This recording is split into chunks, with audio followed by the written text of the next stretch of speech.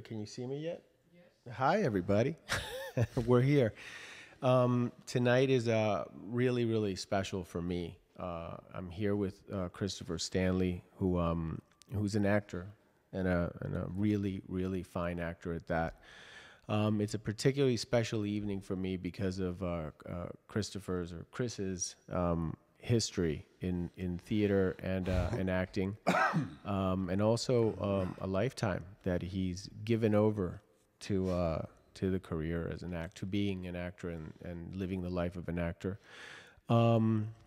Christopher can be seen currently as a series regular on Mad Men.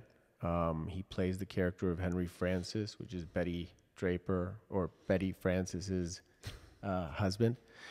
He was also in Zero Dark 30, directed by Catherine Bigelow, and I forgot just now the title of Ben Affleck's film about Argo.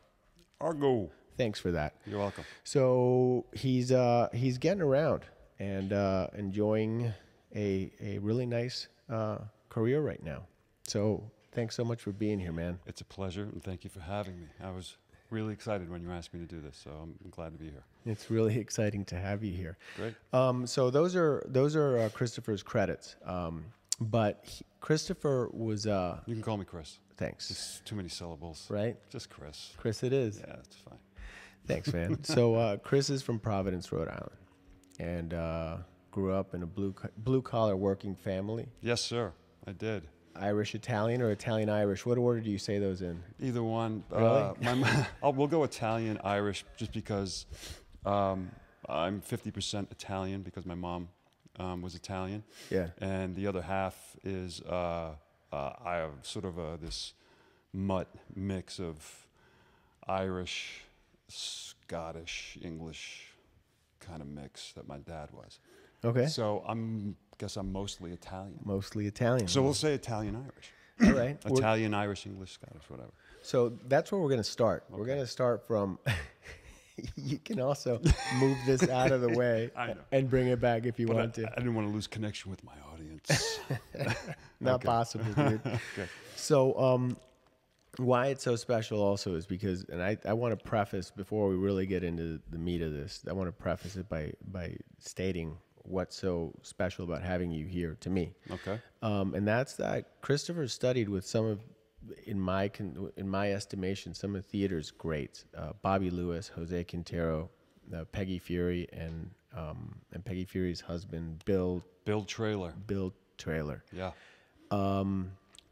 And more to come on those subjects, but just as an overall context, we're going to be talking a little bit about that and about method and process, and where art and business meet along the way. Good. So, okay. Sounds like a fascinating interview. Well, for me, it'll be. Okay. Providence, Rhode Island, blue-collar, working-class family. Tell me about stepping into the arts. Let's see. I knew from a very young age that I wanted to perform somehow. I was sort of when I was very young, I was a really sort of very demonstrative, sort of outgoing kid. Before my parents' divorce, not to get too personal, I'm not going to get real personal here, but and I was always goofing around and acting, like a sort of foolish kid in front of my parents, and always performing somehow or another. And it was, I think, when I was probably 8 or 9. I don't remember how old I was, but I went to a matinee show of Butch Cassidy and the Sundance Kid, and I literally fell in love with. That's when I knew. I had suspected up until that point. Paul Newman and Robert Redford. Great film. And I just knew that I wanted to do it. I knew as time went on, I wanted to get involved in junior high school and do plays with the other kids who were doing that sort of thing. But I was too shy. At that point, I started to become more of an introvert. After my parents divorced, I kind of went down a sort of a bad road. And I was just too shy, and I was too. I would have the environment that I grew up in, I think I would have just been really harassed and bothered if I said I wanted to do theater. I want to. Because of the neighborhood? Yeah, yeah. It was just something you didn't do. At least not a guy like me at that time. So I would go to the plays. I would watch them and just think, wow, I'd really like to try this sometime. I'd like to do it. And it was also part of it was I was trying to get the guts up to do it. You know, I was being in front of people was a big thing for me. And as I said, I was a bit shy. And you know, I wasn't the class cut up. I wasn't this charming sort of, you know, kid who could win people over. I was, you know,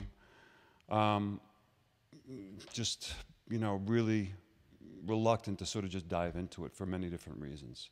So what happened? It wasn't, you know, it wasn't until I got out of there and had a very brief stay in New York, not very long, and I realized that New York wasn't going to be the place for me, although it was very close to where I grew up. It would have made sense. But hold on, I just want to back it up for 1 second. Sure. So you did end up becoming an actor, and so, but there's a period here in which you sort of feel like this is a direction you might want to go in, but at the same time you let us know that because you were feeling introverted, you were an introvert, and there was a certain amount of shyness that, which by the way, I think a lot of actors feel. Yeah, and fear. I mean, I'm not going to deny it. I was scared shitless to get up in front of people. So was I. It was all those things combined. Yeah. So your question is. So then what happened? When did you decide to take the step in that direction to say, you know what? When I moved to Los Angeles. Prior to that, you did not. Nope. You were being pulled in that direction, but you wouldn't commit. I wouldn't do it. So, but you went to New York. It was a brief. I mean, and we're talking several weeks, and I knew I would have to work 5 jobs to survive there. Yeah. I mean, as it was when I moved to Los Angeles, I drove cross country with 3 friends, and I left Providence with just under $300 in my pocket. When I got here, I had about 15. And did you know anybody? Luckily, I didn't. One of the guys that a buddy of mine that I came cross country with, his father had a childhood friend who had been living here for years, who was from Providence. And he was this benevolent force in my life and in our lives in terms of helping us out, helping us find a place to live, loaning us some money, which we paid back. And if it weren't for this guy, I don't know what I would have done. I probably would have slept in the car and had to do that. But it came pretty close to that, actually, because I literally had no money. And I got out here, and within days, I started working part-time jobs, odd jobs. But I wouldn't have been able to do that if this guy didn't front us a few bucks to just help us get going, because, you know, we were all broke. By the time we got here, we were all broke. Now, were the 2 friends that you drove out, drove out here with, were they also thinking about becoming actors? And the reason I kind of giggle about it is because, I mean, it takes some balls to get in a car with $300 and drive to some place you don't know anybody to sort of think maybe, I don't know, I'm going to be an actor. I know. That's crazy, right? No, they didn't want to be actors. One of them was sort of directionless. He wasn't really sure what he wanted to do. And the other guy knew he wanted to get into business somehow. And he actually wanted to work for this guy in his company.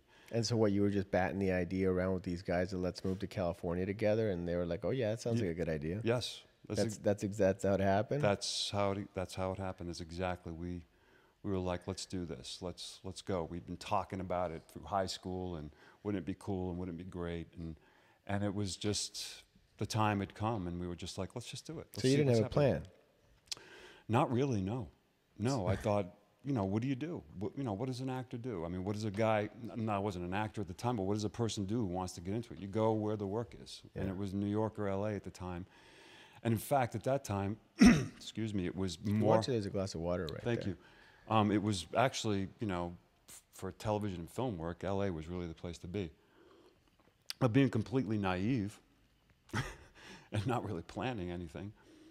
I mean, you know, when you're young, when you're a teenager, you know, or when you're in your 20s or whatever, you know, that's what you do. You know, you just, I love that sort of spontaneity that I had, that fearlessness. Ironically. Yeah, right. to just jump in and do it and put myself in an environment where I wanted to put myself in an environment where I would have to, like, I would almost have to force myself to do it. I would just say, you know, it was almost like, okay, you pussy. It's like, you know, you're going to do this, or you're going to go home with your tail between your legs. So here I am. Right on, man. So, Yeah, okay. yeah. So when did the plan, when did it start, when did the circumstances of having to do it start materializing? Okay, so let's get into, Yeah. I mean, so what was your first step besides moving to Los Angeles and starting to get odd jobs to survive? What was the first step creatively that you took as far as Creatively, training? I got... Who was the first teacher you studied with? And then let's get into it. I don't remember his name. Okay. He was a real small time guy in Hollywood that someone had told me about. And he did, it wasn't even like scene study. It was scene study, but he would take like scenes from television shows. Yeah. And you would do those. Okay. Excuse me. And he would, and he would critique them. Okay. And I actually enjoyed that class because, you know, it didn't turn out to be the sort of in-depth study that I did later on. But starting out, it was really kind of cool to sort of, you know, get these pages, look at them, study them a little bit, and have somebody actually look at me. First of all, have enough balls just to get up in front of 25 people and just do this. And then have this, you know, this professional, this guy who wasn't a bad guy. He seemed to know what he was doing, and sort of give you some pointers on what you can do. His whole thing was about getting work immediately. He really wasn't about like going into this deep philosophical sort of, you know, training techniques and things like that. He was about like the practicality of walking into a casting director's office or someone's office and presenting yourself and not bumping into the furniture and be able to read lines and get a job. That's really what he was about. Well, that's actually good training. It was really good. And I didn't do it for very long, but I did it for a while. I did it for as long as the money would last. By that time, I was working a couple of part-time jobs, enough to get a credit card with a limit of, you know, $350 on it, and that's how I paid for my acting classes. After that class, I went away for a while. I had to work and just survive, and not for very long. And then I read in a magazine. Two things happened. Somebody told me about Peggy Feury. And I also read in a magazine an interview with an actor. I think it was Sean Penn, I'm not sure. And they mentioned this place called the Loft Studio. And I went, that's where I want to be. And then this friend told me a little bit more about it, and they said, you got to audition. They just won't take you in. You have to audition. You have to be accepted into this place. And I was like, I don't know dick about acting. I don't know, I don't know what I'm doing here, but let me just, so I went down there. I think I filled out some paperwork, and there was a time to go and set up an audition before, I think it was for Bill Trailer. And I went down, and I think I did a scene, and he interviewed me, short interview, and I think it was a few weeks later, I got accepted into the class, which was a big, big deal. This was not an easy place to get into. When I started training there, the class that was leaving, that had just sort of, finished, was, Sean and Nick Cage and Johnny Depp and all these. I mean, it was a really great place to study, and I was really excited to be there. Wow. Yeah. Peggy Feury went to, she's got a great bio, and I'm not going to get into her whole bio, but she did go to the Neighborhood Playhouse, and she's a member of the Actors Studio, was a member of the Actors Studio. Right. She passed away and so she taught the method. She also taught at the Strasberg Institute. She did. I think she was the artistic director there. Artistic director of the Strasberg Institute. Yeah. Okay. So what was that? What was that stepping into that environment? Intimidating. Yeah. For me, yeah, sure. There were a lot of working actors, young working actors in those classes, and they were serious. This was like serious business. What does that mean? You just took it seriously. You took the work. You took the work very seriously. There was a scene study class, and that's where you would go to present your scene to Peggy, and then Bill ran the class, the technique class. It was you'd go twice a week, and then the space was open for rehearsal. You would sign up for a rehearsal space with your partner, and you would go rehearse the scene. You would also work on the scene in the technique class with Bill Traylor, and you would do, you would do effective memory exercises. You would do sense memory exercises. You would take maybe a little chunk of the scene that you were working on, and you would work the scene with Bill, and sort of try to come to an understanding of what your character was doing, how you relate to the character, how can you identify with the character. And that was, for me, that was like the stuff that I wanted to do. It was real serious, and the actors took it very seriously, and so did he. And then at a certain point in your rehearsal, you could take a week, you could take 10 days, you could take 2 weeks, but you presented the scene to Peggy, and then she would critique it. What was the nature of the critique? Basically, would she critique it from the point of view of, what do you want to tell me, or would she just tell you what she thought? Both. I mean, it would depend on the scene. It would depend on the day. You would do the scene many times before you'd move on to another scene. Yeah. She wouldn't let you move on until she felt that you grasped some sort of understanding and had some kind of connection to that character and that scene and that story. And you wouldn't move on until you at least accomplished that. And that doesn't mean necessarily that you came in and you did this fantastic job. That's one of the things that I liked about it. It wasn't about getting up and performing and having everyone give you a standing ovation. It was really about studying the moment-to-moment process of what makes a scene work and what makes you work in the scene, what you do, what your process is. It was an environment that was created and made it safe for you to be able to fail. And that's what I liked. And the thing that I loved most about Peggy was, because I was such a serious guy, she encouraged this sort of element of play. Play. This is, you ever watch kids play? They're completely uninhibited. They don't care what you think. Right. They're just doing what they do. That's why you're not they fall down, they get up. That's why you're not supposed to act with them. That's because you look like a fool. Kids and animals. Right. So, and I loved that. I mean, she would have me, I remember one time she had me, there were these stairs. It was the loft studio, so you would open the doors on La Brea, and there was this long stretch of stairs that went all the way up to the loft. I don't know, it must have been 40, 50 stairs. So she would say, come over here, come over here. Do you remember she goes, walk down the stairs, run down the stairs. So I went down the stairs, and then I came back up. She goes, now, is that the way that you went down the stairs when you were, 10? I said, I don't know. She goes, you're a kid, you're 10 years old, now go down the stairs.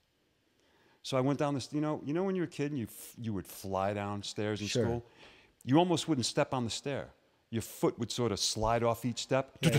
You would almost glide. Yeah. You know what I mean? Yeah. And I remember going, she goes, that's what I'm talking about. She goes, the simple act of walking down the stairs as an adult is cluck, cluck, cluck, watching your steps. She goes, as a kid, you're just sort of like, you're just rolling down the stairs like a stone. You know what I mean? And she goes, now come back up.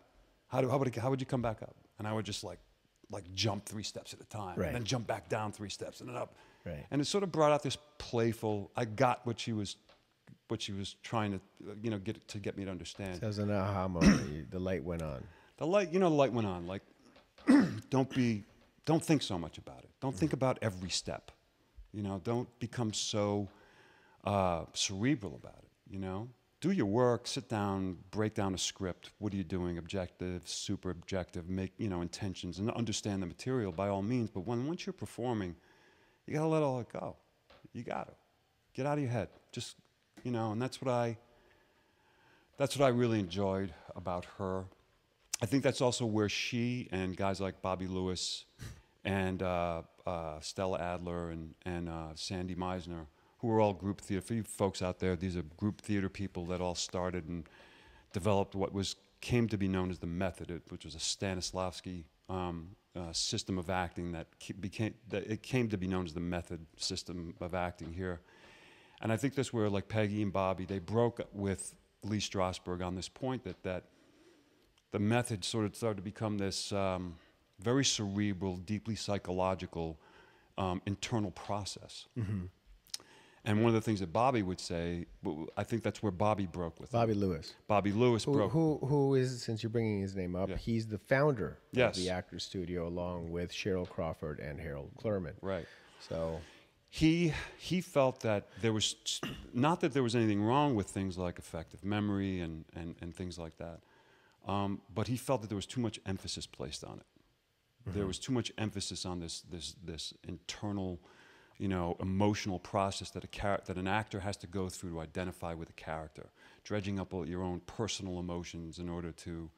He thought that was bullshit. A lot of it. He was really he had a very specific way of doing that, and he wouldn't emphasize it too much.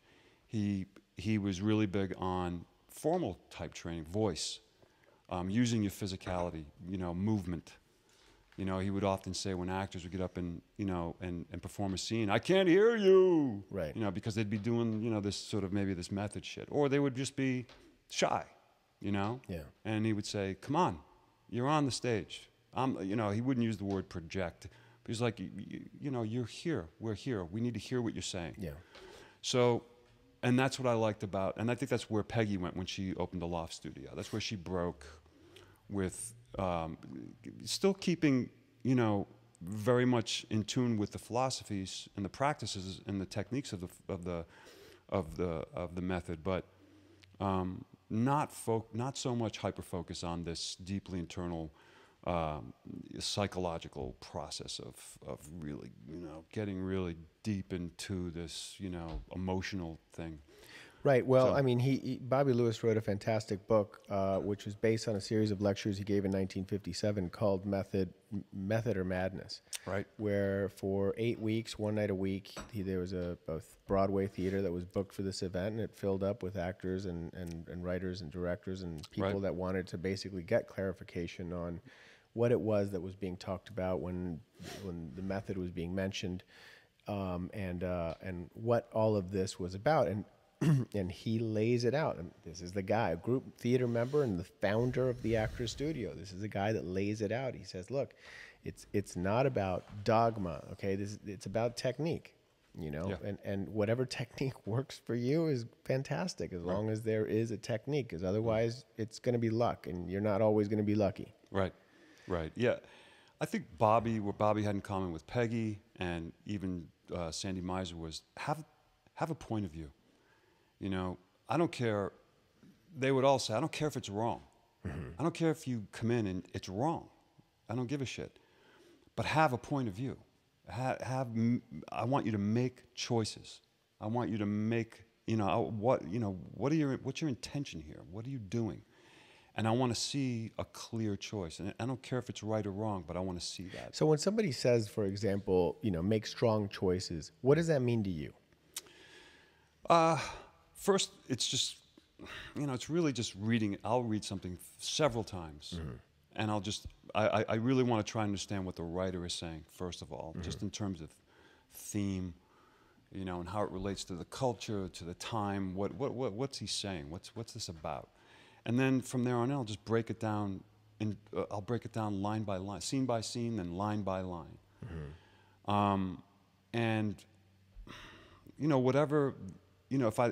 If it comes down to a line or something the character's trying to say or what he's trying to do, it's really about, for me, just making a choice about, in terms of how it serves the greater theme of the piece, of the story, right. and what the writer's trying to do, because after all, that's what we're doing.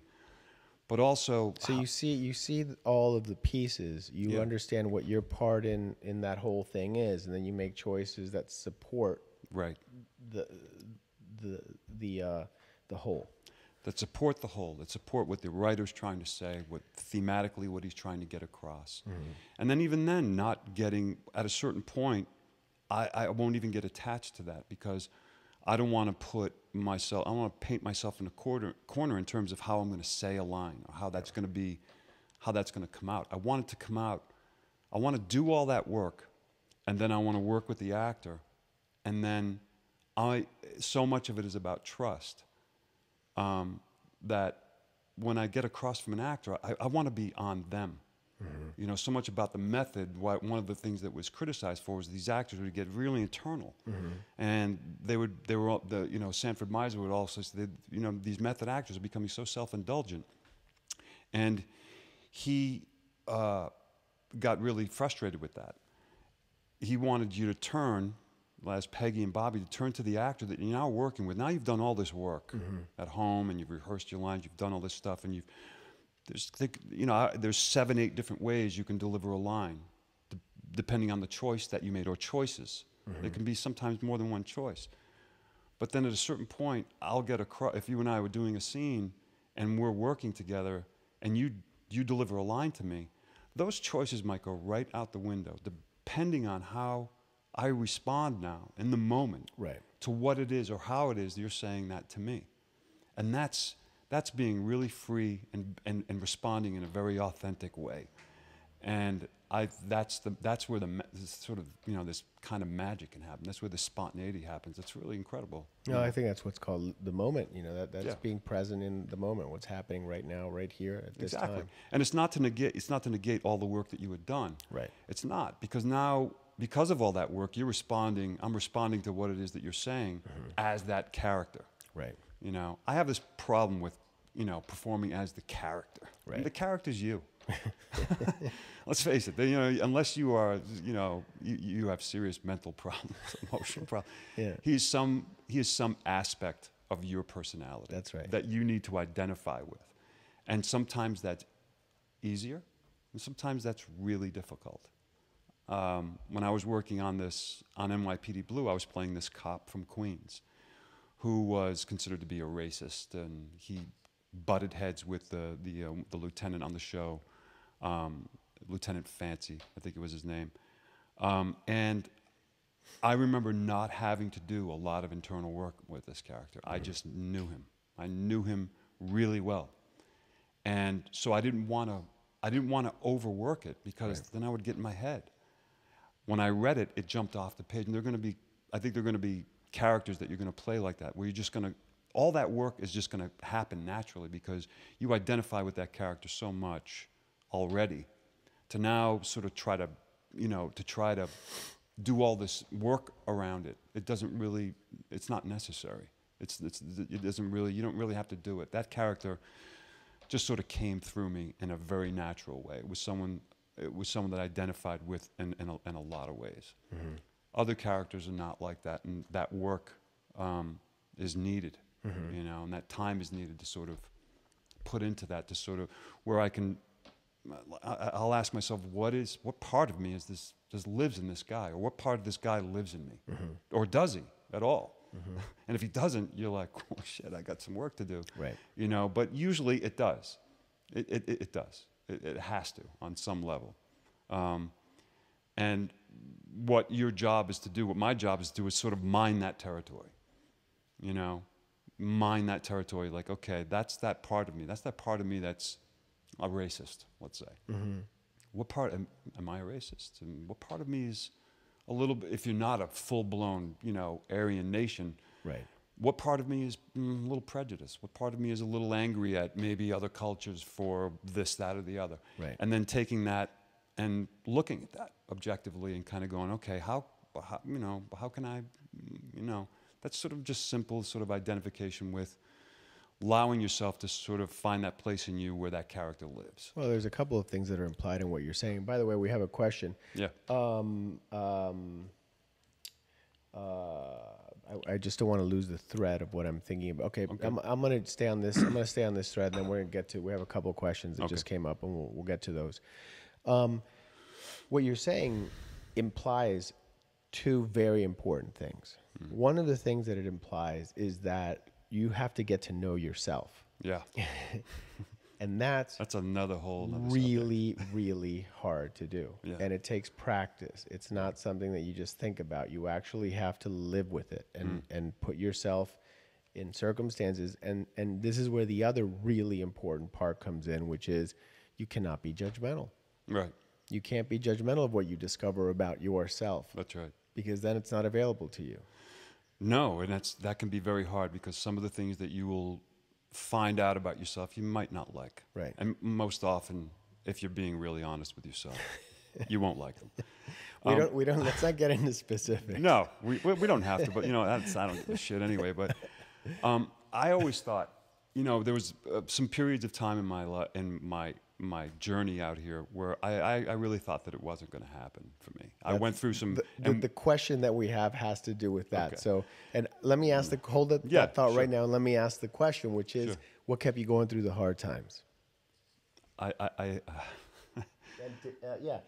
Did you? What kept you going through the hard times, and Yeah. Did you ever consider quitting? Now, I know that in the span of time that you've spent here in Los Angeles as a real working actor, I mean, you've done it. You beat the pavement. You've had ups and downs and all sorts of different circumstances. So, Right.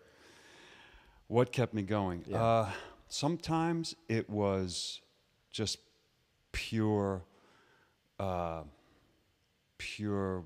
working class New England stubbornness.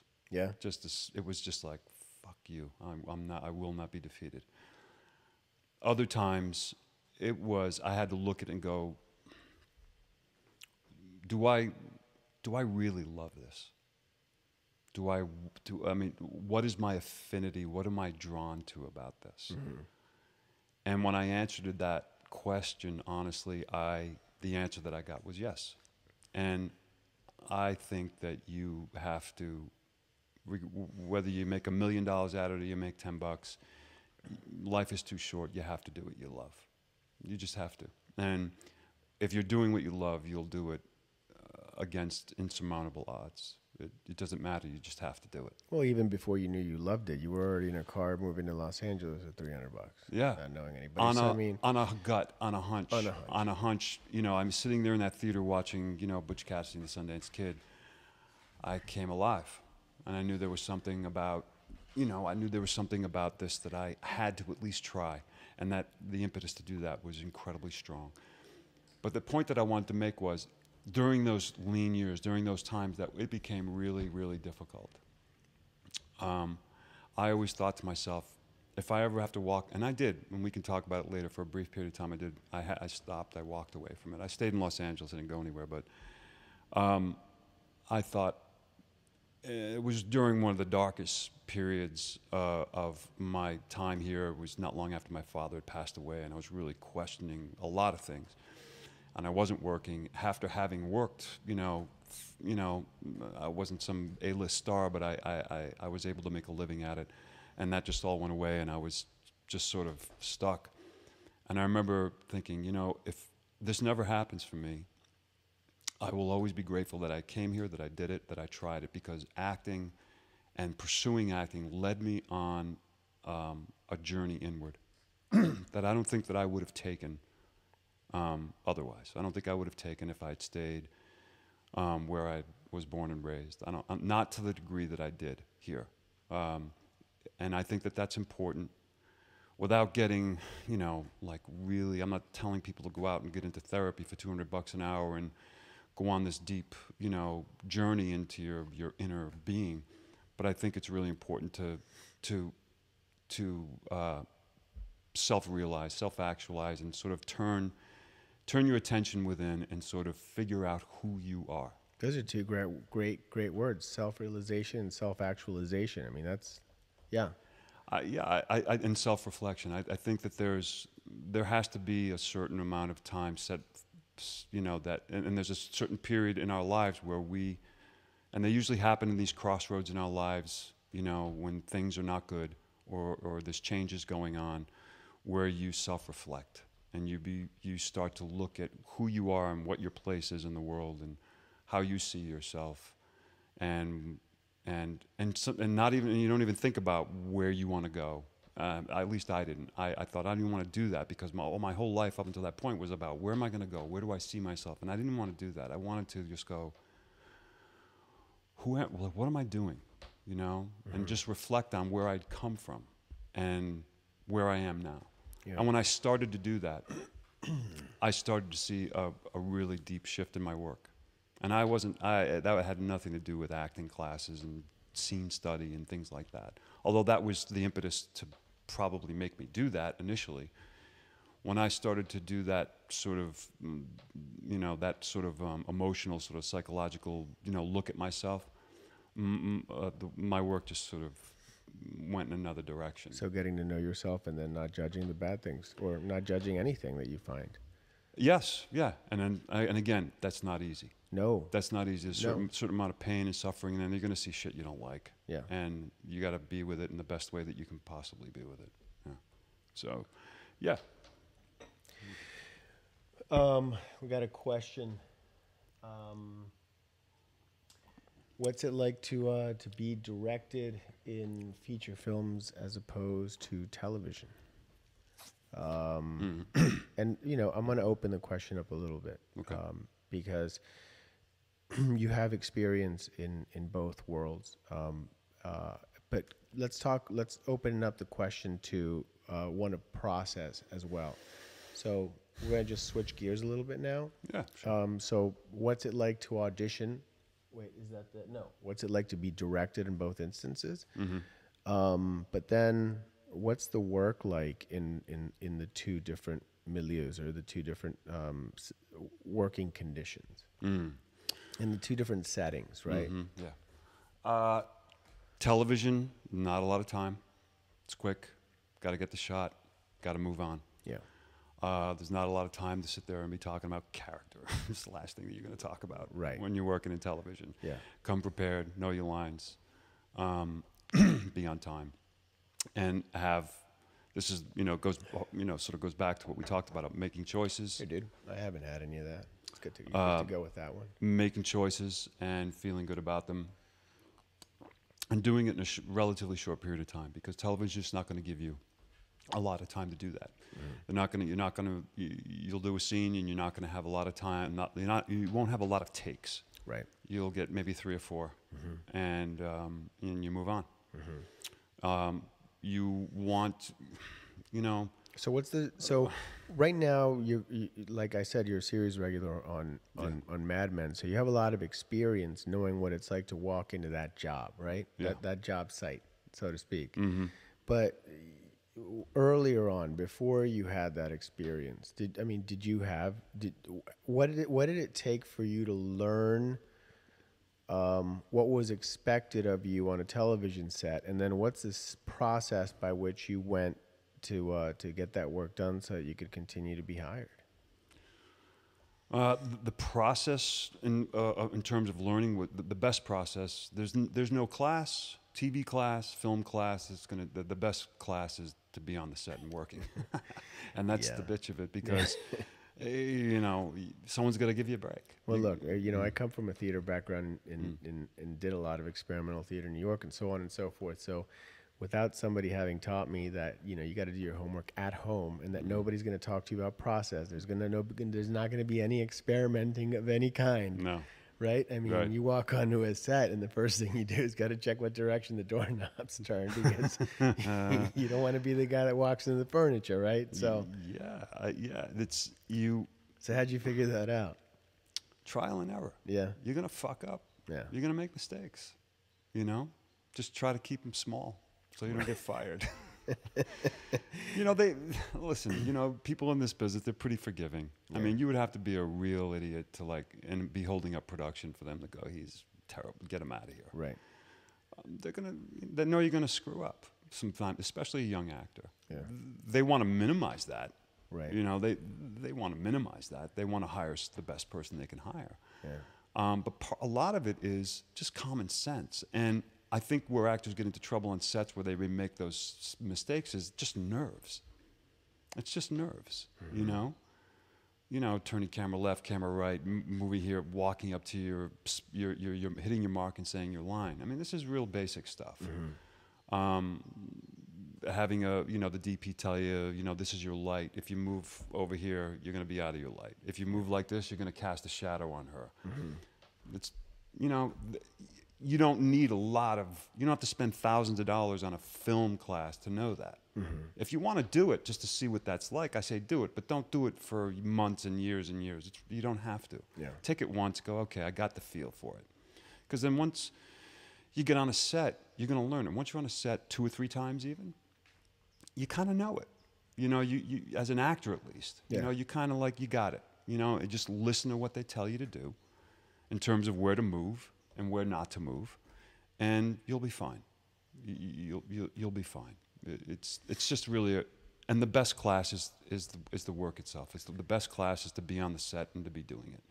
And that's very frustrating for an actor who hasn't done it yet, because they don't have that experience. They want that experience, but yet they need the job to get that experience. They need, you know, so it's a double-edged sword, and you have to wait for the break and to be able to do it. And at least in television, because that's what I'm talking about right now, you just don't have a lot of time to get into process, to get into character. They're hiring you most of the time. When you get hired in television, especially as a young person starting out, you're going to be playing someone that's very, very close to yourself, and that's a good thing. You're going to be playing someone that's very close to your character, in terms of how you look, you know, the physicality, and like for instance, if you were a jock in college and high school, you might be getting a job your first few jobs might be as a jock. You know, you'll most likely get those kinds of roles that are in your wheelhouse, that are things that you can, and it'll come across in the room when you audition. There'll just be a naturalness that comes across, you know, with a sort of grace and ease, because you're already familiar with that environment. Right. You know. So, I mean, we're going to move on to being directed on film, because that's part of the original question. But I don't want to move on because from this subject, because you did I evade the question? Did I not answer the question? No. You answered the question. Sorry, caller. No. You did. You actually did. And okay. We have a comment. Thanks for answering my question. So you did answer the question. Okay. We're going to talk about now what it's like on a film set as opposed to television. But before that, earlier we were talking about process, about knowing yourself, self-actualization, self-realization, self-reflection. And then before that, we talked about learning, you know, getting a set of tools and acquiring a technique, right? That whatever technique works for you. I'm not advocating for any technique in particular. I'm saying whatever works for you, but as long as it's a technique, right? Yeah. So you have these things that you bring with you to, whether it be a improv or stage play or television or comedy or whatever, right? You got your tools. And now we're talking about what that experience is like on a soundstage, on a television show, and what's expected of you as a professional. It's being paid to show up and do your job. Now, what's it like to get the job in the first place? You're now a series regular, but at some point you had to audition to get the job, and that show had been up and running for a while. So you're basically walking into, you know, this thing's already moving. It's on rails, and you got to fit into it, right? Yes. So what's that like? What's it like to sort of, you know what the show is? We don't have to talk about this particular show. We don't have to talk about Mad Men. Just generally speaking, okay? Right. There's a show that's up and running. You've been on a whole bunch of them. There's a show that's up and running, and you know, here you are, your manager, your agent calls you up, you got an audition for this role, and you go in, and maybe you're there for a day, maybe you're there for 2 days, maybe you're there for 2 years, right? But you still got to jump into that double dutch. Right? Yeah. So what's that like? That's intimidating, and that can be.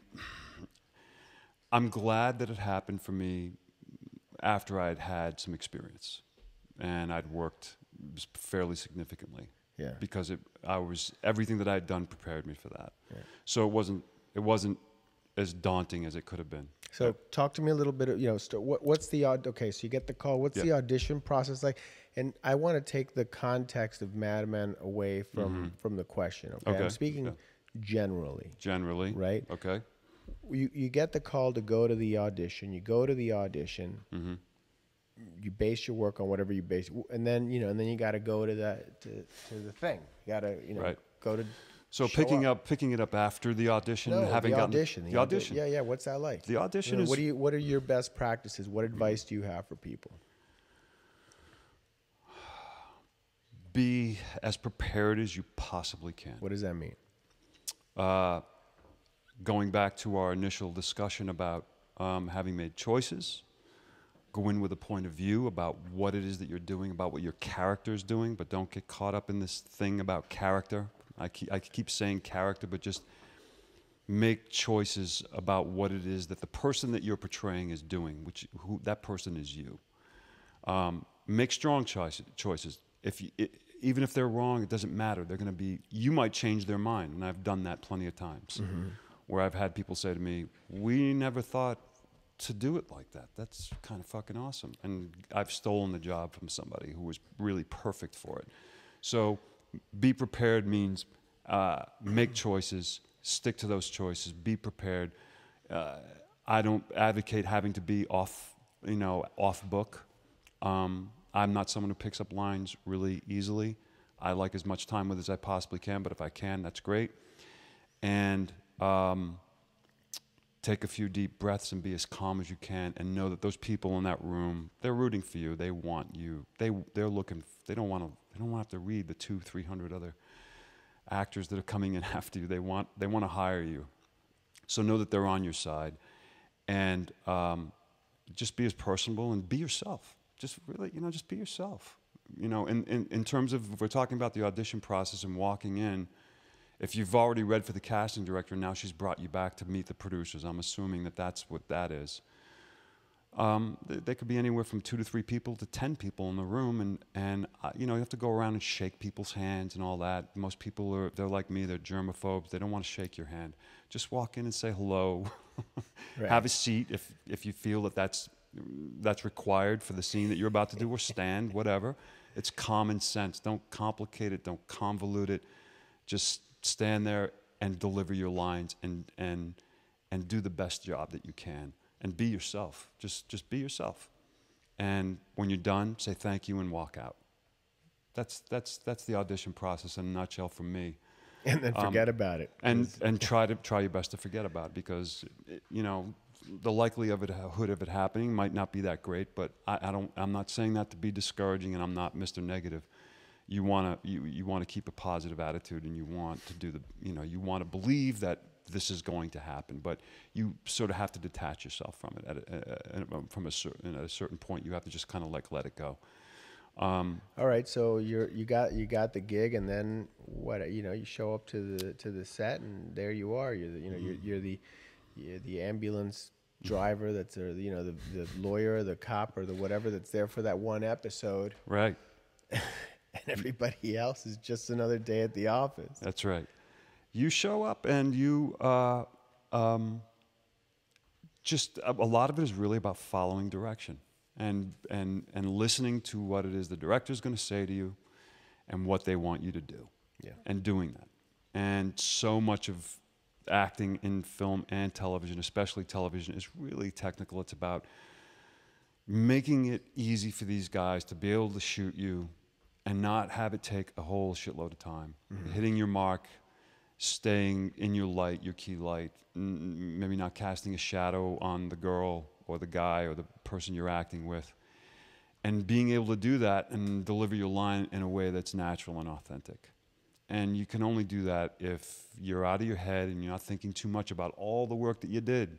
Because if you're going to start thinking about all the work that you did, you're going to go into your head, you're going to get self-conscious, and when they start throwing all this shit at you, like put your foot here and then put your hand here and then pull the gurney out, yeah, and then say the line, and you have physical activity, it can throw you. It used to throw me a lot, and you got to let go of. You have to just trust. So much of it is about trust. It's about trusting that you did the work. It's done. Move on. You're in the scene now, so do the scene. I'm thinking of this incredibly gifted acting teacher that I've worked with, and I continue actually to work with her. Her name is Julie Ariola, and we were having a conversation related to this, and she says, look, in a sense, it's like being a professional diver. You know how much, high diver, how much those people train? They're jumping up and down. They do it all the time. That's all they're doing every day of the week, 7 days, right? Right. But when they get to the competition, when they jump off the diving board, they don't take it with them. That's true. Meaning the diving board, right? Yeah, they don't take the diving board. I don't know. That's stuck in my mind. That's why I was kind of giggling as you're talking about leaving that all behind. I'm thinking about taking the diving board. Yeah. You don't do that. No, you don't take the diving board, and don't take the lessons either. Don't take all the work. You have to trust that you have it. You have to trust that you know it. You know, so much of, for me anyway, so much of this craft, art, whatever it is you want to call it that we do is, for me personally, it's about trust. It's a lot of it is about trust. It's about trusting yourself first and foremost, and then trusting the person that you're working with. And you may not know that person, but you got to trust them. And you just have to trust that you know that the work that you did is good, and that you'll perform in a way that will work for you. You know. We got a question from Rachel about improvisation. She asked, how often do you find yourself improvising? And feel free to use this question to segue into being directed on film and being on a film set as opposed to television. So do you improvise on television sets ever, and then on film sets ever? And television, at least the television, I've done mostly dramatic work on television. In fact, most of my career is dramatic work. I'm really looking forward to doing the comedy sometime. But I'm not. I don't think the question is necessarily improv as a comedic thing. Right. I'm talking about just you can improvise dramatic scenes as well. So. But and that's the point that I'm making, is that at least in television, improv's not going to happen. You're going to say the lines as they're written.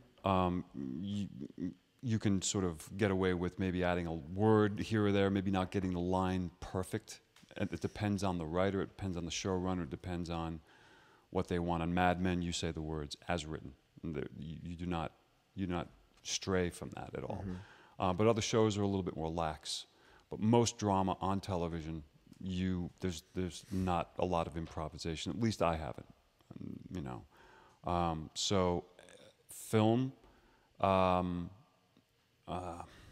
Film is interesting. It depends. I think there's a lot more room there for improvisation. When I did Zero Dark 30, I never even saw a script, and because of the secretive nature of that project. I didn't even learn who I was playing until I was on a plane headed to the Middle East. And once I got there, I learned who I was playing, and a lot of it there was some improv happening there. Admiral Bill McRaven. Admiral Bill McRaven, yes. Right, yeah, that's the name of the character. And so there was some improv happening there. There were some definite lines that they wanted me to say, that they wanted to be spoken as written. But there was some room there to play with. I think that there'll be more improvisation in film because there's just more time. There's more time for them to be able to sort of play with that. But in television, it's boom, boom, boom. Say it. They want to get the point across. They want to get their themes across. 3 acts, get in, get out, and move forward. Okay, so what's it like being directed on a film set? Well, first I'll start off with just talking about time. There's more time. So there is a little bit of time to talk maybe about process, maybe about what your character's doing, what he's not doing, about how you want to approach something. And does this happen before you get cast, after you get cast, during pre-production on set? It happens. It happens before, and it can happen during, depending on the budget of the film, depending on the director. Yeah. Some directors don't want to talk. They don't want to. They're just going to say, try it this way, try it that way, try it this way. Yeah, I'm having an interesting conversation on the site with William. A director, and he's one of those directors that's incredibly generous and I think very smart in that he gets to know the actors he's working with, and then there's lots of conversation. He has rehearsal periods and stuff like that, and I'm going back and forth. I'm going back to him saying, I don't know when that's ever happened to me. Right. That you get that time to explore all this stuff. It's nice when you can. Yeah. It's really, and it used to be back in the days when this was a director sort of dominant business, in the days of Francis Coppola and those guys. You would have 2-3 months before the production started. You would get together with the director, maybe at his house or someplace, and you would talk about the character. There'd be table reads. You would rehearse scenes. There was all this great stuff that happened. It just seems, and that's a shame that a lot of that has gone away. But you know what? I mean, what's fascinating. Sorry, I interrupted you. But please go ahead. No. That's. I got the point across. But it's okay. during the period of pre-production for a movie, there's all of this time, money, and rigorous attention given by really, really qualified and studied craftspeople into their departments. I mean, there is consultation with what the sound of the movie is going to be like, and what the there's a composer that's being brought in that's having conversations with a director and a producer about what the mood of the film is going to be, and they're submitting all sorts of different drafts. And the director of photography has been interviewed for this job, and there's chemistry with it, and there's this whole process of getting to know that department head and having constant conversations of developing the visual style for the movie and all that. Right. And then the actors now are just, hey, dude. Yeah. Do it. Yeah. Show up. Right? It seems it's too bad. It seems too bad. And it didn't used to be that way. It used to be, this real collaborative process with the actors, and you would have this time to be able to sort of flush some things out, It seems like a lot of that has gone away. I don't know why. Everything is just moved so damn fast anyway now. Yeah. That it's one of the things that sort of has taken a backseat to a lot, especially if you're doing a film, an action adventure film with a lot of CGI and all this shit. The star of those kinds of films is the special effects. I mean, you're an actor in it, and have you done a lot of work with green screen or blue screen? No, I haven't, but I know actors who have, and I know enough to know that you're an actor and you're in it, but it's really about the bells and the whistles and making the special effects look really cool, So yeah, I mean, I think on the smaller films, the independent films, you get a little bit more of what we're discussing, what we would like to see more of. But in terms of these bigger budget films, no, you're kind of showing up and you're doing it, and once again, I think you also get, if you have top billing in one of these films, and you're one of the stars, you probably get a little bit more time. You'll get some more time with the director. There's probably more time about process and about what it is what they're trying to do. Yeah. But by and large, I think that's a lost aspect of the filmmaking process. That's not completely gone, but it's not as prevalent as it used to be. So what do you do? What do you do as an actor to show up to a set and have your work done? What do you do to have your work? I mean, we kind of covered this a little bit, but I got to ask it again, because you show up to a movie where you haven't even read the script, you don't know what the character's name is, you don't know anything, right? Yeah. And there you are, and shooting on location. Where was the location? Amman, Jordan. Right? So, I mean, where did you find out before you got there what it was about, or you found out there? I guessed. You guessed. I guessed. But you didn't know until you got there. I didn't know until I got there. Right. So, I guessed. I did a little bit of research. And so what? I mean, you watched The Hurt Locker, or what? I didn't have time to watch The Hurt, but I'd seen the film already, a few years ago. But what do? You just say, I got the job. Fuck it. Here we go. Here we go. It's jump off the cliff. Yeah. You just jump. That's one of the exciting things about doing this. It was kind of cool, but also a little intimidating at the same time, because you usually know at least who you're going to play, even if you haven't seen the script. But I didn't even know. So I just thought, let's just see. There's sort of a freedom in that, to be honest with you. Right, you can't be held responsible for shit you don't know about. Yeah. I guess. But at the same time, it's your face that's going to go up on that screen. So you're hoping they're not going to throw a 3-page scene at you the night before and expect you to memorize it and do it. Because at least there are actors out there that have photographic memories. I know a couple of them that can do that. I'm not one of those that can do it. But I had a funny feeling that this was not going to be that. That they were going to throw these little mini scenes at us, and where you had to maybe pick up 2 or 3 lines quickly, and that's what it was, and maybe just do a little bit of improv. And I found that to be really exciting, to be honest with you. And I'm a person who prepares and prepares. I try to cover it from every angle, but I found that to be, I actually really, really enjoyed that, We haven't talked about Jose Quintero. He started the, legendary theater Yeah. director. He started Circle in the Square in New York. He, a frequent collaborator with Eugene O'Neill, who's one of the United States and I think the world's best playwrights. Also a member of the group theater, I believe. Yes, I can't remember right now, but I think so. Okay. So Peggy Feury, Bobby Lewis, Jose Quintero. Yeah. So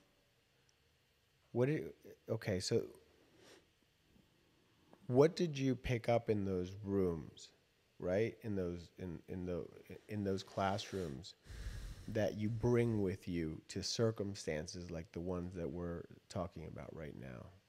Because, it's one thing to just say, you know what, I'm going to be an actor, fuck it. Mm-hmm. I'll figure it out. Whatever. Well, I don't know. Whatever that means. Whatever. I'll just jump in there and I'll do my thing.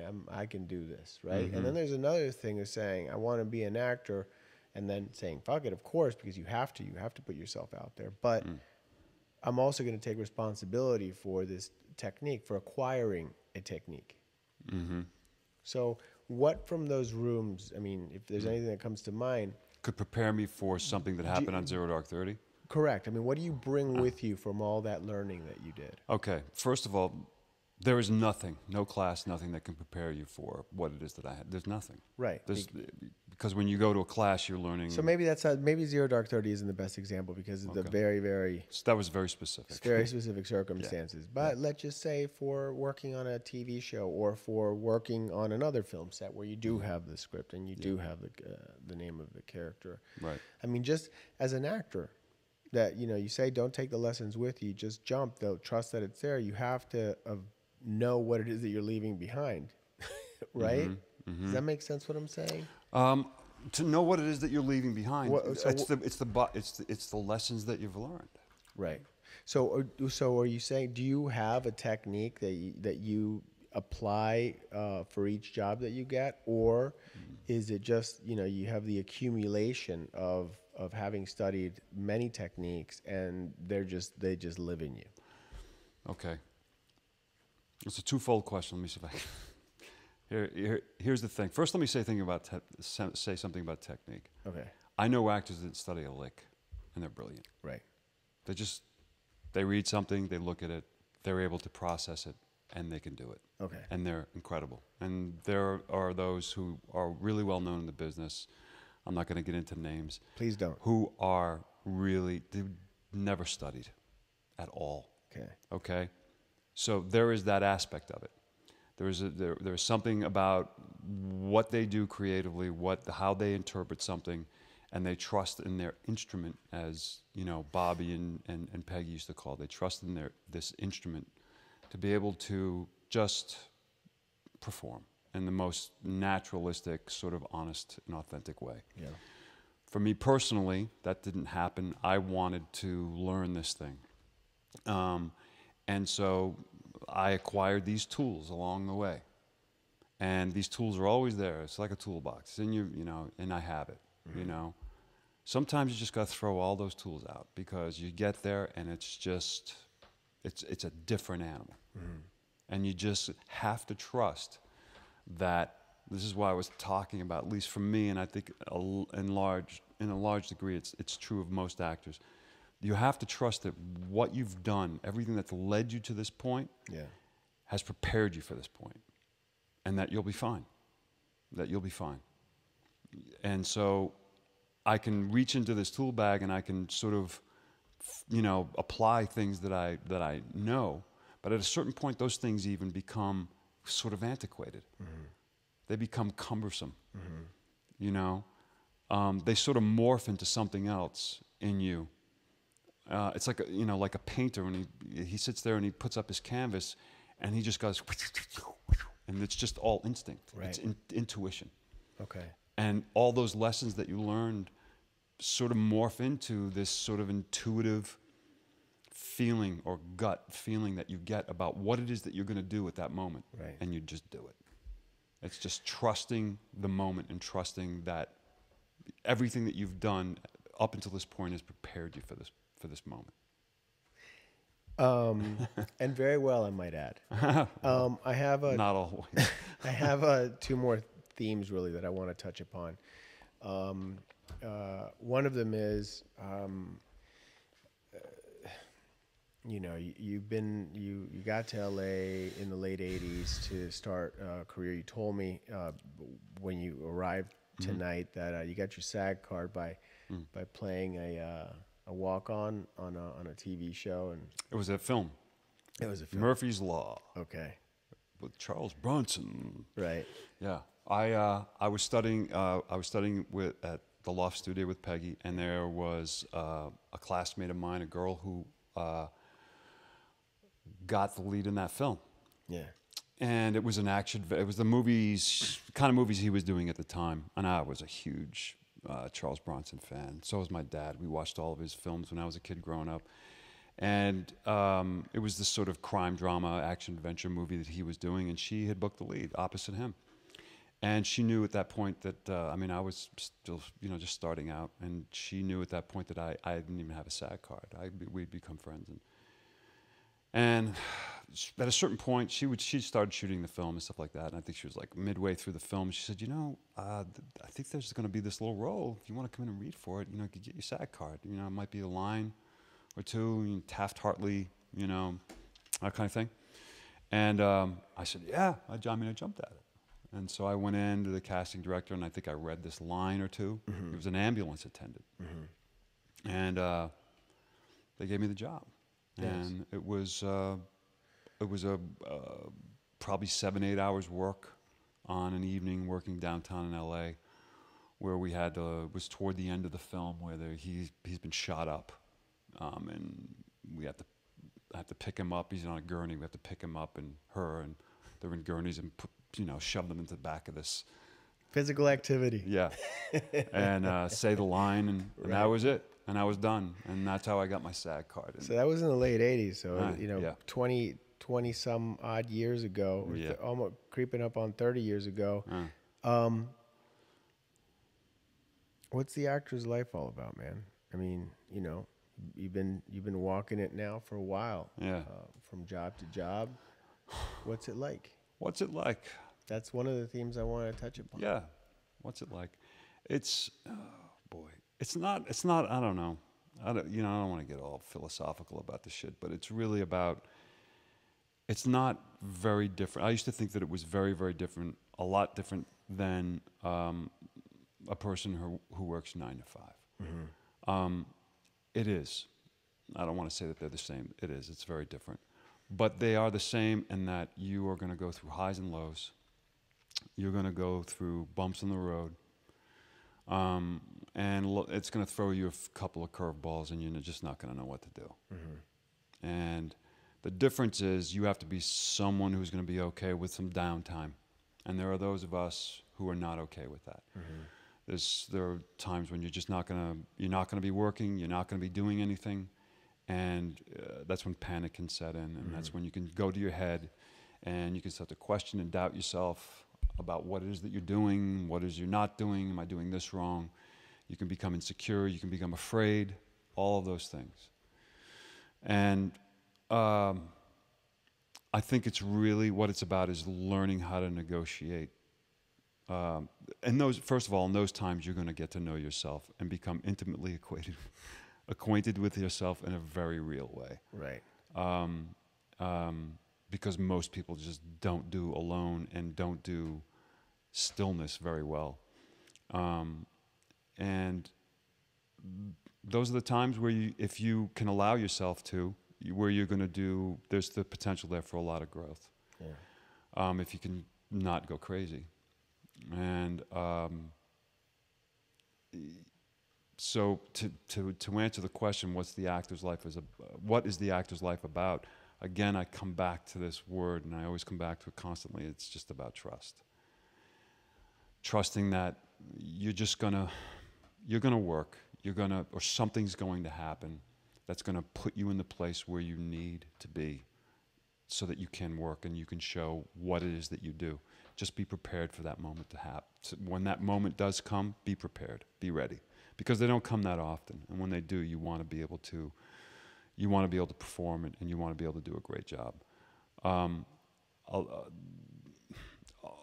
It's also, for me, it's you know, a lot of times, you know, and it's a cliche, it's not about the destination, it's about the journey. And it's kind of true, you know. It's kind of true. There's a lot of journey before you get to the destination. And even when you get to the destination, it's really not the destination anyway. It's a stopover to the next place, especially in this business. Unless you get on a series and you're there for 10 years, you know, and that just doesn't happen that often, not even for 5 years. You're going to have these sort of, you know, way stations along the way. You move from job to job, working with different people. If you're not the type of person that likes that kind of change, this might not be the business for you, because the more things, you know, this business and being an actor in this business is about change. There's always something. Something is changing. Nothing is really ever staying the same. You're not staying the same. The roles you're playing are not the same. The people that you're working with are not the same. It's different. It's a different way of life. It's a different existence. You have to really be okay. You have to be a person who's okay in their own skin to a certain degree. You just do. Otherwise, it can be difficult. And even the best of us don't handle those times in the best ways. You know, you go a little crazy, you go a little nuts, and there's even value in that. You're going to learn something there. It's an interesting question, and it's different for everyone. So, and I'm generalizing, and I'm actually just, you know, I'm just giving you the answer that what my, you know, I can only answer for myself. What, you know, when you say what's the actor's life about, I can tell you what my actor's life was about. Correct. That's what I'm asking. And my actor's life has been just a series of ups and downs. To be honest with you, most of them there have been probably more downs than ups. And you have to be okay with those. You have to be okay with those downs. You just have to. You have to find a way through them. And I think that's true. That's where I relate it to people who are not in the business at all. You're going to have them anyway. Yeah. They can just be more severe in this business because it's not easy. You know, when the car needs work and, you know, you're eating tuna and pasta for the 4th time in a week and you got rent due and you're working a part-time job and it's not cutting it and you maybe need to get another one. You know, and I'm sounding like such a fucking downer here, but I don't think so, because that's the truth. I mean, it is the truth. I mean, I see one of the things. There's no judgment in what you're saying. It's just what it is. No, I know, but I don't want to come off as a you know, someone who's discouraging anyone, because that's why I say that you better have some passion and some love for this, or because it's just too hard not to. And then everybody's journey, that was my experience. I saw actors that came into town the same time as me, and 5 years later, boom, they were on their way, and they're still on their way. Yeah. They had a very different experience than I did. Very different. Was it better? I don't know. When I look at their lives, you know, I'm okay with how this is happening for me, and it's still a process. I'm not home. There's no, you know, destination really. I'm just okay. I'm good with where I am. It's just different for everyone. It's the thing that I remember as a young actor, I used to resent so much because I had to work so hard. I would see these actors roll in town from anywhere in the country, or even European actors, and they would come in and they came from wealthy families. They didn't have to work. They didn't have a car. They had a car, and you have to have a car in Los Angeles. They didn't have to worry about car payments. All they did was go to acting classes and wait for it to happen. You know, I'm one of those people. I'm a firm believer in humility, probably because I've had so many lessons in it. That a certain amount of struggle is actually good for you. I think it's really good. We just got a comment thanking you for how honest you're being, and it's very inspiring. So. Oh, cool. You're welcome. I'm glad. You know, for what it's worth. The other theme, and I do think it's worth quite a bit, because this is something that resonates with a lot of people that are living circumstances that are similar, you know, similar in some ways to their own circumstances. Right. and B, it sort of helps to clear the smoke around this notion that it's a you just show up and do it and it's very glamorous, and you know it's all about something exterior rather than it just being really about an interior process where you just got to want it, do it, care for it, love it, and there's a lot of discipline involved, both self-discipline and professional discipline. You know, and so what you're saying helps set the tone that it's an actual job. It is an actual job. There's no doubt about it. Even when you're saying not being hired is a job in itself.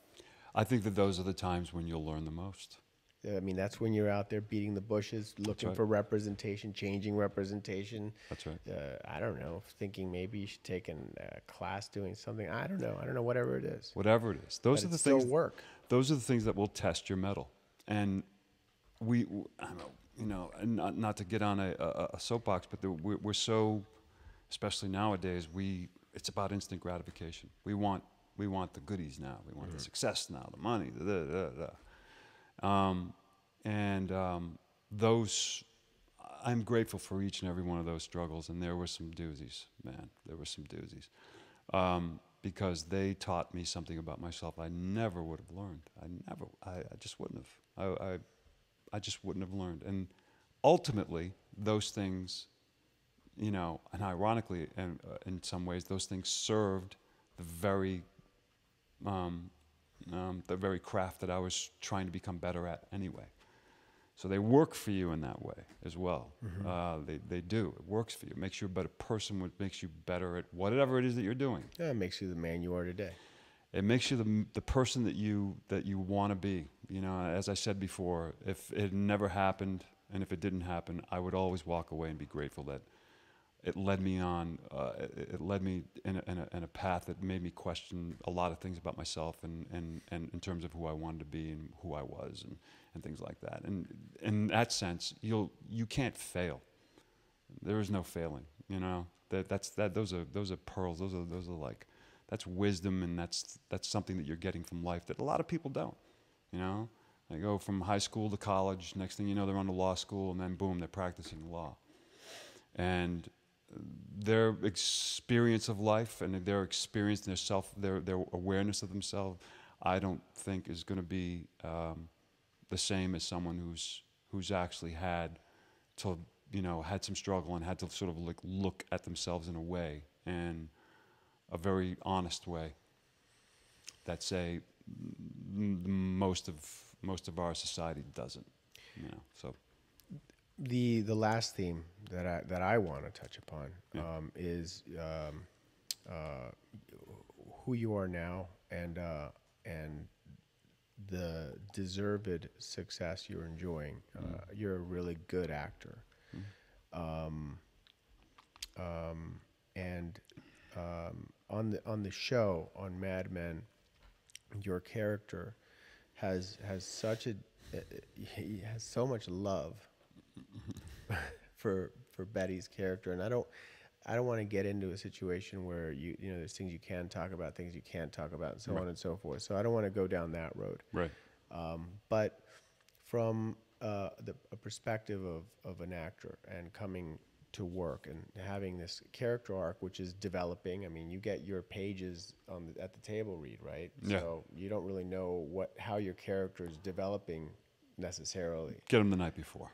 The night before? Night before. Okay. Yeah. So the night before you get your sides and you find out how it is that your character is developing, but the base, the foundation for that character has to exist in you. Mm-hmm.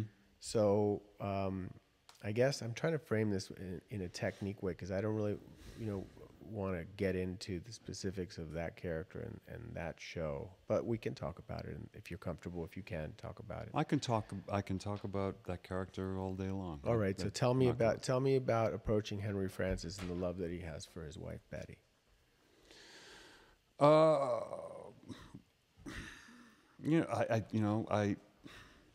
He's my better half. I think of Henry as He's rich. He's, I guess, and that could make him better, I guess. Not really. No. Money I'm doesn't saying, make I'm saying we talked Yeah. about the being, blue collar guy, Right. right? I mean, Yeah. so. Yeah. Yeah. Anyway. He's in terms of what I know about him so far, because I'm still learning about him.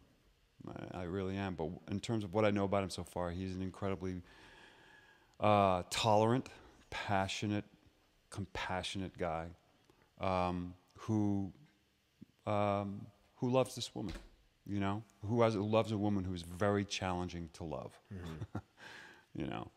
And he obviously sees something in her and values something within her that goes beyond her beauty. I think up until this point in the story, Betty's always been sort of ogled for, or admired for her beauty. And I think he sees something in her and values something beyond that. And that's I think it takes a certain kind of individual to see that. And so when I say he's my better half, that's what I mean. I definitely share some of those qualities with him, but not to the degree that he has them. Personally, I would have told someone like Betty to go take a leap. Right. After a couple of dates, I think, but he doesn't, and I don't know how much of that is his own projecting onto her what he wants to see, or what's actually there. I mean, he seems to be the kind of guy that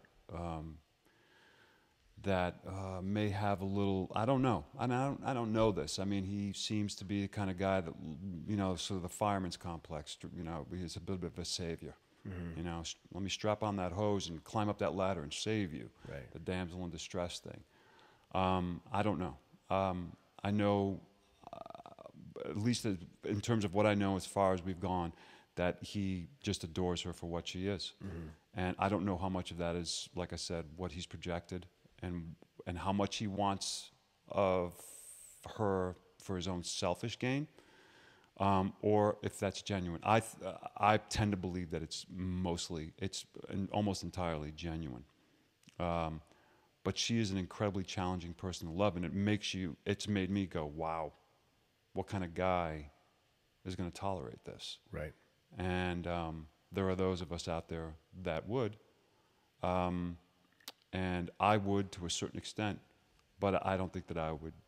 I could go as far as he has. I loved getting this role because up until this point, I had played a lot of what I call alpha males with issues. Yeah, I know. And these guys who had stuff going on, and I loved doing that. I thought that was great. That was fantastic, and it got me to flex a lot of muscles and do things and do them in different ways. With Henry, all that went away. He doesn't have those issues, and that sort of thunked me on the head and made me go, whoa, I can't.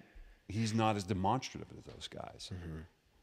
He may be just as passionate, but he doesn't express that passion in the same way. He does. Is that nice to be able to get to live in that part of yourself? It is. It's a little confining sometimes, and it took me a while to get used to it. Because there's a little bit of a mannered, sort of a staid quality that he has, a strength, and that a lot of men of that time period had. As guys nowadays, we're much more, we're just more free in our bodies, a little bit more, the men at that time didn't show that kind of side of themselves, that physicality, that emotion. I think he's open and he's very honest about how he feels, and about what he says about how he feels. But he's definitely he's that part of me that is a little bit more reserved. He's just more reserved than I am. I'm someone who can be a little bit more kind of in your face and a little bit more like, I don't give a fuck what you think. Yeah. You know what I mean? But there's a part of me that totally is him, and on any given day, I'm more like him than I am, the other. I'm just a little bit more reserved, a little bit more thoughtful in how I present myself and in terms of what I'm saying. I'm much more, intelligent and sort of, and he's a great guy. Nobody's listening. Nobody's listening. He's a great guy, and he took this woman on with 2 kids, and and that's to be admired. I don't know that I could do that. That would have to be a really, really special woman, a special person for me. And he has those qualities that are he seems to be a guy who has a self-awareness, and he seems to know, he seems to have been to the puppet show and seen the strings. He's really not a high drama guy. He's really not about bullshit. He's just, he's happy with his life and who he is. He's happy with himself. He's very self-accepting. It seems to me, it appears. Yeah. You look like that to me now. I wish. So. I wish. I mean, that's an amazing thing, to be all sort of self-actual. I mean, he's not Buddha on the hill or anything, but he seems to have an element of that self-actualization that I was talking about earlier, that I have on my best days. Right. Well, I guess to wrap it up, on this journey that you're on, I'm really, really happy and excited to be getting this opportunity at this point in that journey, which it's the beginning, I think, of really great things. Cool. And it should be the beginning of constant work for you, man, because you're killing it. You look great, and your acting is wonderful. Thank you. And congratulations on the SAG award as well. Gotcha there. Got me there.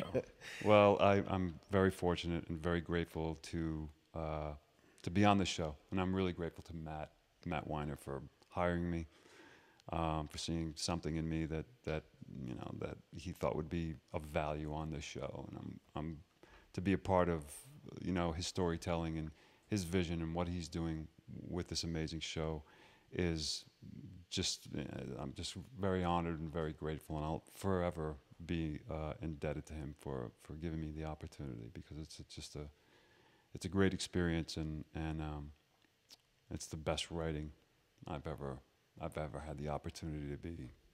Every week those scripts come, and it's like a great chapter in a novel, and it's a page turner, and I'm the writing to me is the star of that show, and